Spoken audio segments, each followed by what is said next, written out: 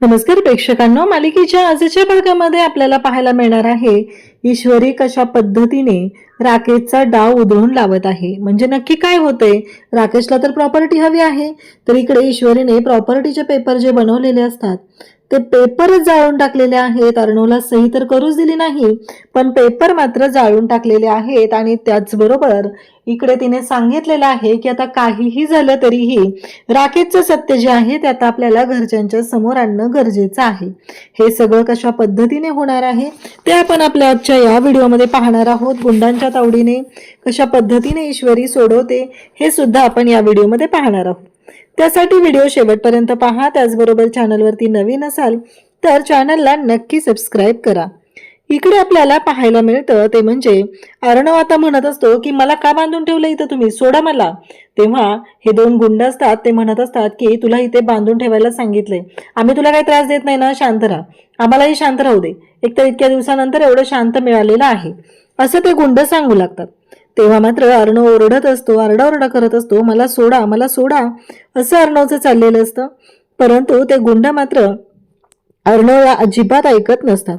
तेव्हा ते अर्णवकडे येतात आणि त्याच्या दोन थोबाडी देतात आणि म्हणतात गप्प बस रे, काय चाललंय तुझं हे सगळं, आणि त्याच्या तोंडाला बांधून टाक असं म्हणत खिशातला रुमाल काढतात आणि त्याच्या तोंडाला बांधायला सुरुवात करतात आणि म्हणतात की हा असं ऐकणार नाहीये, आता काहीतरी करावंच लागणार आहे असं म्हणत अर्णवच्या तोंडाला बांधलेलं असतं. अर्णव मात्र आरडाओरडा करण्याचा प्रयत्न करत असतो, परंतु त्याला काही तो आरडाओरडा करू देत नाहीत. इकडे ते गुंड म्हणतात चल रे, एकतर आधी क्वार्टर संपली तरी डोक्याला काही शॉट लागेना गेलाय असं त्यांचं चालू झालेलं असतं. इकडे आकाश घरी आलेला असतो. आकाश म्हणत असतो की दादा आहे का, आलाय का दादा घरी, मला ईश्वरीचा फोन आला होता, दादा अजूनपर्यंत घरी आलेला नाहीये, नक्की दादा कुठे गेला. तेव्हा वल्लरी म्हणते की काय करू या पोराचं, कारण याला दादा दादाशिवाय दुसरं काही सुचतच नाहीये, कारण सारखा अर्णव ईश्वरी एवढंच चालू असतं. ईश्वरी मात्र वारंवार अर्णवला फोन लावण्याचा प्रयत्न करत आहे, पण अर्णवचा फोन काही केला लागत नसतो. तेवढ्यात आकाश तिथे येतो आणि आकाश विचारू लागतो की ईश्वरी दादा. तेव्हा ईश्वरी म्हणते की आकाश भाऊजी नाही फोन लागत आहे, मला कळत नाहीये की काय करायचं आणि कसं करायचं ते. तेव्हा आकाश म्हणतो की मी ऑफिसमध्ये जाऊन बघतो तिथे कुठे आहे का, काय झालंय का, कारण माझाही फोन त्याला लागत नाहीये, मी पण ट्राय करत आहे. ईश्वरी विचार करत असते की काय करू नक्की, अर्णव सर कुठे आहात तुम्ही, काय झालं असेल, माझं मन मला असं काय सांगतंय की तुम्ही अडचणीत आहात, तुम्हाला मदतीची गरज आहे असं ईश्वरी विचार करते. तेवढ्यातच शिर्केंचा फोन लागतो आणि ईश्वरी म्हणते काय शिर्के, हे कधीपासून मी तुम्हाला फोन करते, तुमचा फोन का लागत नाही, तुम्ही फोन का घेत नाहीये. तेव्हा शिर्के म्हणतात की मॅडम मीटिंग मध्ये होतो, बोला काय झालं. तेव्हा ईश्वरी म्हणते अर्णव सर कुठे आहेत. अर्णव सर सकाळी जे गेलेले आहेत ते आलेले नाहीये, त्यांचा फोन लागत नाहीये. शिर्के म्हणतात ते, आणि सांगायला लागतो आणि पुन्हा थांबतो. तेव्हा ईश्वरी म्हणते काय झालं शिर्के, बोला नक्की काय प्रॉब्लेम झालाय, अर्णव सर कुठे आहेत, मला कळलं पाहिजे असं म्हणत ईश्वरीने शिर्केंना आता शिर्केंना विचारायला सुरुवात केलेली असते. आणि तेव्हा मात्र शिर्के म्हणत असतात की नाही अर्णव सर, मॅडम त्यांनी सांगितलंय सांगायचं नाही. ईश्वरी म्हणते अहो सांगा ओ, इथे अर्णव सर आलेले नाहीयेत, त्यांचा जीव धोक्यात असू शकतो, आणि तुमचं काय चाललंय हे सगळं, सांगा मला पटापट अर्णव सर कुठे आहेत, नक्की काय झालेलं आहे ते असं म्हणत या सगळ्या गोष्टी सुरू झालेल्या असतात. तेव्हा मात्र ईश्वरीने ज्या पद्धतीने ही परिस्थिती हँडल करण्याचा प्रयत्न केलेला असतो, ज्या गोष्टी हाताळलेल्या असतात त्या मात्र खूपच चालाकीने आणि हुशारीने केलेल्या असतात. तेव्हा ईश्वरी म्हणत असते की शिर्के मला लोकेशन पाठवा. तो म्हणतो की चालेल, कारण ईश्वरीला आता शिर्केने लोकेशन ट्रेस केलेलं असतं अर्णवच्या फोनचं आणि ते पाठवलेलं असतं. इकडे अंजलीला वकिलांनी पेपर पाठवलेले आहेत आणि अंजली ते पेपर वाचत बसलेली असते. तेव्हा तिथे मामी येते आणि मामी विचारू लागते अंजली काय करतेस ग, एवढं मन लावून काय वाचते. तेव्हा ती सांगते की अगं पेपर वकिलांनी बनवून पाठवले होते ना, ते पेपर वाचते. तेव्हा मामी मनातल्या मनात म्हणते की हे पेपर वाचते मन लावून, ही प्रॉपर्टी मी तुझी कधीच होऊ देणार नाही, आणि तुझ्या आणि त्या जावई बापूंच्या घशात तर मी कधीच घालू देणार नाही, कारण या प्रॉपर्टीवरती फक्त आणि फक्त माझा अधिकार आहे असं ती सांगायला सुरुवात करते. तेव्हा मात्र इकडे आपल्याला पाहायला मिळतं की अंजलीला ती म्हणत असते असं आहे का. आणि त्याचबरोबर जेव्हा हे सगळं चालू आहे तेव्हा मात्र आता वल्लरी म्हणत असते की हे सगळं जे काय आहे ते मात्र आता बरोबर केलेलं आहेस तू, आणि तुझ्या बाळाचा विचार केलेला आहेस, अगदी बरोबर केलेला आहे असं ती सांगते. तेव्हा मात्र अंजली म्हणते की मामी कसं आहे माहितीये का, मला असं वाटतंय की ईश्वरी अगं सही झाली नाहीये. कसं आहे माहितीये का, अर्णव बाहेर गेलाय, सकाळी गेलाय, गायब आहे, तो आलाच नाहीये. तेव्हा मामी म्हणते चला, म्हणजे एक दोन्हीकडून माझं काम झालेलं आहे. एकीकडे हिच्या मनात आणि ईश्वरीबद्दलचा जो गैरसमज आहे तो तर चालूच राहिला, आणि दुसरी गोष्ट म्हणजे काहीही झालं तरीही अर्णव काही येणार नाही आणि ती प्रॉपर्टी काही हिला मिळणार नाही, असं हे सगळं प्लॅनिंग आता केलेलं असतं. आणि त्याचबरोबर इकडे अर्णव आता पुन्हा पाहू लागतो, काही तिथून निघण्याचा मार्ग मिळतोय का तो पाहत असतो. कारण त्याला कळतच नसतं की या लोकांनी मला का अडकून ठेवले, कारण मला अडकून ठेवण्याचा प्रश्नच येत नाहीये. आणि तेव्हा मात्र इकडे आता अर्णव विचार करत आहे. अर्णव म्हणतो की नाही, काहीही झालं तरीही मला या सगळ्याचा अर्थ लावावाच लागणार आहे. आणि असं म्हणत तो विचार करतो, तेवढ्यात त्याला तिथे एक चाकू दिसतो आणि त्या चाकूच्या दिशेने तो खुर्ची ढकलत ढकलत नेत असतो, कारण त्याला खुर्चीला बांधून ठेवलेलं असतं. इकडे आता वल्लरीचा पुढचा प्लॅन सुरू झालेला आहे. वल्लरीने ठरवलेलं आहे की काहीही झालं तरीही ही प्रॉपर्टी आहे ती माझ्या नावावर झाली पाहिजे. म्हणून तिने ॲडव्होकेट देशमुखांना कॉल केलेला असतो आणि ती त्यांना म्हणत असते की इतकी वर्ष झालं ती गार्डियन म्हणून मी प्रॉपर्टी सांभाळते, तर माझा त्या प्रॉपर्टीवरती अधिकार काहीच नसेल का, म्हणजे मी काहीच करू शकणार नाही का, असं ती विचारते. तेव्हा इकडे वकील सांगू लागतात की हे बघा पहा वल्लरी मॅडम, कायद्यानुसार आपण तसं काहीच करू शकत नाही, पण कायद्याच्या बाहेर जाऊन आपल्याला करता येऊ शकतं. आता मात्र वल्लरीच्या डोक्यात ट्यूब पेटते.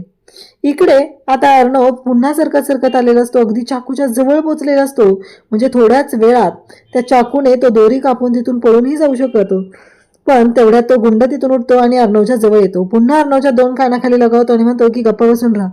इकडे ईश्वरी म्हणते की लोकेशन तर इथंच संपलं, मग अर्णव सर कुठे आहेत, काय झालं असेल, अर्णव सर ठीक तर असतील ना, असा विचार ईश्वरीच्या डोक्यात सुरू झालेला असतो. आणि पाहते तर काय, अर्णवचा मोबाईल तिथे बाहेर पडलेला दिसतो. ईश्वरी म्हणते की हे गोडाऊन आहे, म्हणजे अर्णव सर इथे तर नसतील ना, बघावं लागेल, असा विचार तिच्या डोक्यात येतो. आणि ती मात्र अर्णव तिथं आहे का आतमध्ये उघडून बघते, तर तिला अर्णवला बांधून ठेवलेलं दिसतं आणि त्याचबरोबर दोन गुंड सुद्धा तिला दिसतात. आता ईश्वरी विचार करू लागते की इथून कसं मी अर्णव सरांना बाहेर काढू, कारण हे माणसं तर इथंच आहेत आणि जोपर्यंत या माणसांना मी काढू शकत नाही तोपर्यंत मी अर्णव सरांना नाही वाचवू शकणार आहे, कारण अर्णव सर पण कोणत्या कंडिशनमध्ये आहेत माहीत नाही, त्यांना बांधून वगैरे ठेवलेलं आहे. हा विचार ईश्वरीच्या डोक्यात येतो. आता शक्तीपेक्षा युक्तीच वापरावी लागणार आहे, असं ईश्वरीच्या मनात सुरू असतं. ते गुंड सुद्धा तिथं असतात. ते म्हणत असतात की काय रे हे, म्हणजे हे सगळं काय चाललंय आणि या सगळ्या गोष्टी अशा का चालू आहेत. अर्णव मात्र आरडाओरडा करत असतो. तेवढ्यात ईश्वरी तिथून बाजूला जाते आणि जोर जोरात अर्णव सर असा आवाज देऊ लागते.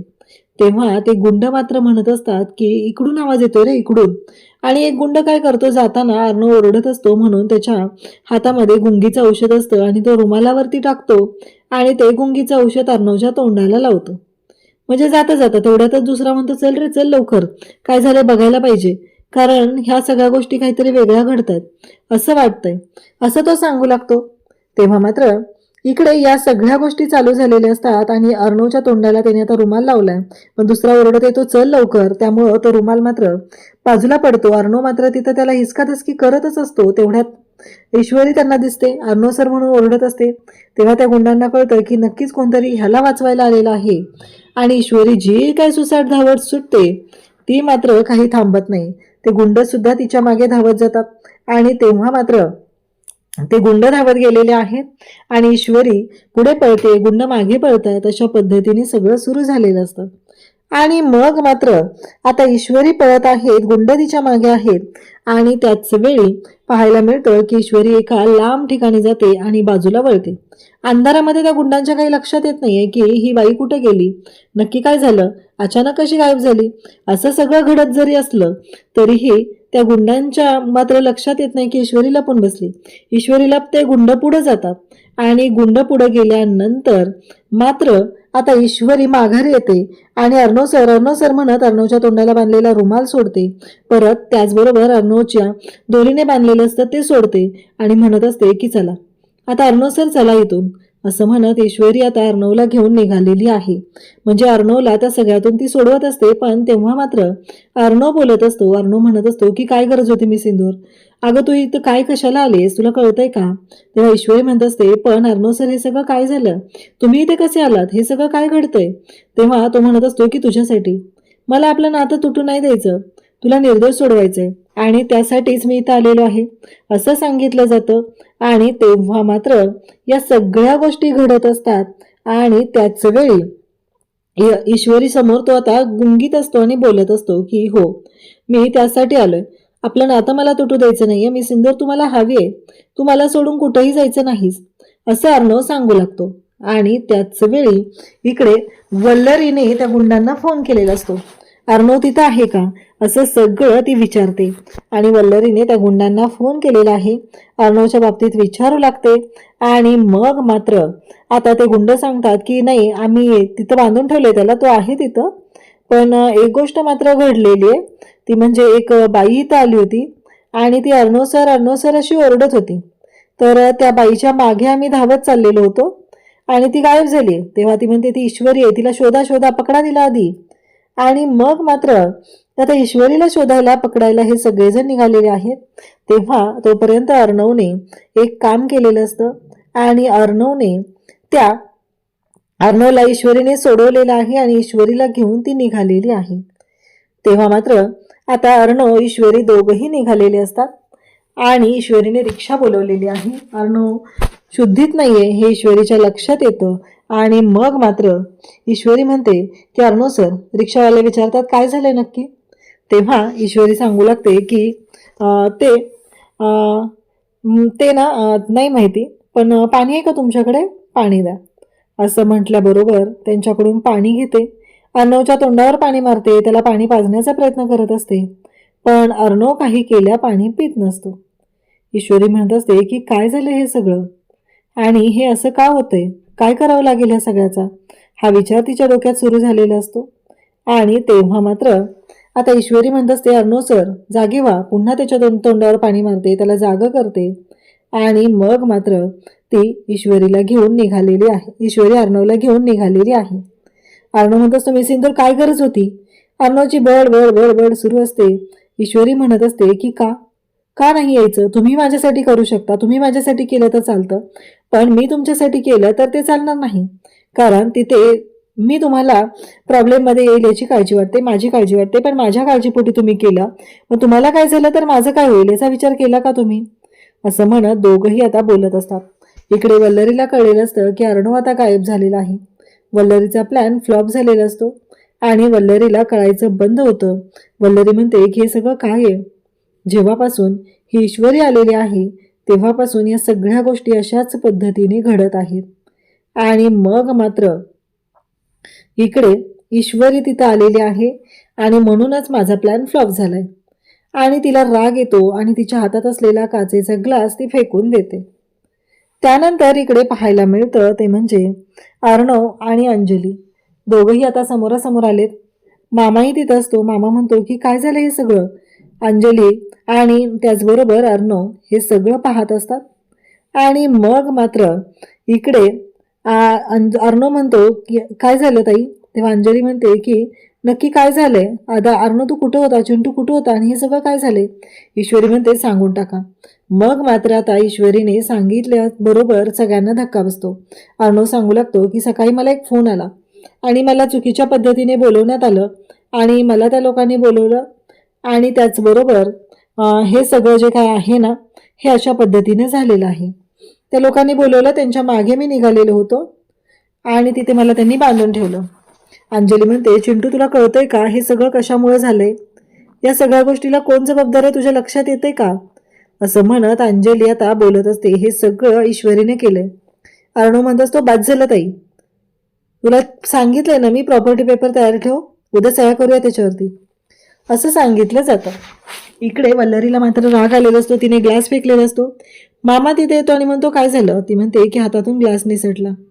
मामा म्हणतो ग्लासच निसटला ना, कारण दुसरं काही जर निसटलं असतं ना तर तू ग्लास नसता फोडलास, आरसा फोडला असता, चल ग्लासची ऑर्डर देऊन येतो. असं म्हणत मामा आता ग्लास घेऊन बाहेर पडतो. इकडे सगळेजण आता दुसऱ्या दिवशी हॉलमध्ये जमलेले आहेत. पेपर रेडी झालेले आहेत, वकिलांनी पेपर पाठवलेले आहेत आणि त्याचमुळं या सगळ्या गोष्टी आता घडत आहेत. जेव्हा हे सगळं चालू आहे तेव्हा मात्र आता इकडे अर्णव आणि ईश्वरी तिथे उभे आहेत. अर्णव विचार करत असतो की हे सगळं काय चाललंय, या सगळ्याचा काय अर्थ आहे, हा विचार डोक्यात सुरू झालेला आहे. आणि तेव्हा मात्र अंजलीने पेपर दिलेत आणि सांगितले की आत्ताच्या आत्ता याच्यावरती सही कर. हे जेव्हा सांगितलं जातं तेव्हा मात्र धक्का बसलेला असतो आणि अर्णव आता पाहत असतो. अर्णवने ते पेपर हातात घेतलेत. मामी म्हणत असते की थांबलं पाहिजे, ह्या सह्या नाही झाल्या पाहिजेत, पण कोण बोलणार. अर्णव पण सगळ्यांकडे पाहतो, आकाशकडे पाहतो, मामाकडे पाहतो, त्याचबरोबर तिथं असलेल्या सगळ्यांकडे तोही पाहतो, पण तो पण काहीच नाही बोलत, कारण आता सही करण्याशिवाय ऑप्शन नसतो. असं म्हणत आता सही करायला त्याने घेतलेली असते. तेव्हा मात्र अर्णव आणि ईश्वरी दोघंही पाहत असतात. अर्णव सही करणार तेवढ्यातच ईश्वरी तिथे येते आणि त्याच्या हातातून ते पेपर हिसकावून घेते आणि म्हणते की बाद झालं, आत्तापर्यंत खूप झालेलं आहे, या पेपरवरती सह्या करायच्या नाहीत. कसं आहे, तुम्ही भावनेच्या भरात येऊन हा निर्णय घेतलेला आहे, त्यामुळं मी तुम्हाला स्पष्ट सांगते की या पेपरवर तुम्ही सह्या करायच्या नाही. अर्णव म्हणतो की आउट ऑफ युअर माइंड, कळते तुला तू काय बोलतेस हे. आणि आता अंजलीला तर खूप राग येतो. अंजली म्हणत असते की हे सगळं काय आहे, तुला कोणी अधिकार दिला हे सगळं, आणि हे सगळं तू कोणाला करतेस, कोणाच्या सांगण्यावरनं करते. तेव्हा मात्र इकडे अंजलीला ईश्वरी उत्तर देते की मी अर्णव सरांची बायको आहे, या नात्यामुळे मी ह्या सगळ्या गोष्टी, त्याचबरोबर हे सगळं जेव्हा घडत असतं तेव्हा मात्र आता ती सांगू लागते की हे सगळं मी जे काही करते ते मात्र आता माझ्या नवऱ्याच्या भविष्यासाठी करते. आणि त्याचबरोबर हे सगळं जेव्हा घडत असतं तेव्हा मात्र अर्णव म्हणत असतो की काय चाललंय हे सगळं. आणि त्याचबरोबर हे सगळं जेव्हा चालू झालेलं असतं मग मात्र अंजली म्हणत असते की बाद झालं हे सगळं, मला कळत नाहीये का. ईश्वरी म्हणते की नाही, काहीही झालं तरीही हे सगळं मी होऊ देणार नाही. ही प्रॉपर्टी अर्णव सरांची आहे आणि अर्णव सरांची प्रॉपर्टी ही त्यांचीच राहणार आहे. मलाही भविष्याचा विचार करायचा आहे, कारण अर्णव सर तुम्ही कोणाचाच विचार केलेला नाहीये, तुम्ही फक्त आणि फक्त स्वतःचा विचार केलेला आहे. तुमच्या लक्षात नाही आलेलं, यामुळं घरातल्या किती लोकांचे आयुष्य बदलणार आहे ही गोष्ट तुमच्या लक्षात आलेली नाही, असं इकडे ती सांगायला सुरुवात करते. तेव्हा मात्र इकडे आता उद्याच्या भागात पाहायला मिळतं की अंजलीने आता राकेशला फोन केलाय आणि ईश्वरीने तर एक कमालच केलेली असते. ती म्हणजे ईश्वरीने ते पेपर जे आहेत ते जाळलेले आहेत आणि अंजलीला धक्का बसलेला असतो की ईश्वरीने ते पेपर कसे जाळले हा प्रश्न पडलेला असतो. आणि तेव्हा मात्र आता ईश्वरीने ते पेपर जाळून खरंच खूप मोठं काम केलेलं असतं आणि मग मात्र ह्या सगळ्या गोष्टी घडत असतात. ईश्वरी आता तिथं पोहोचलेली असते. हे सगळं जेव्हा चालू असतं तेव्हा मात्र ईश्वरी म्हणते की नाही, काहीही झालं तरीही मी अजिबात हे सगळं ऐकून घेणार नाही. आणि मग मात्र आता इकडे ईश्वरीने ते पेपर जाळून टाकलेले आहेत आणि अंजलीचा प्लॅन फ्लॉप झालेला आहे. त्याच वेळी ईश्वरी अर्णवला समजवण्याचा प्रयत्न करत असते. लक्षात येत नाहीये तुमच्या काय झालंय अर्णव सर, तुम्ही चुकताय, तुम्हाला कळत नाहीये ह्या सगळ्या गोष्टी काय घडतायत, असं म्हणत तिने बोलत असते. तेव्हा मात्र इकडे ईश्वरी म्हणत असते की अर्णव सर काहीही झालं तरीही ही प्रॉपर्टी मी त्या राकेशच्या घशात जाऊ देणार नाही. आता मात्र सगळेजण पाहत राहतात. अशाच अपडेटसाठी चॅनलशी कनेक्ट राहा. थँक्यू.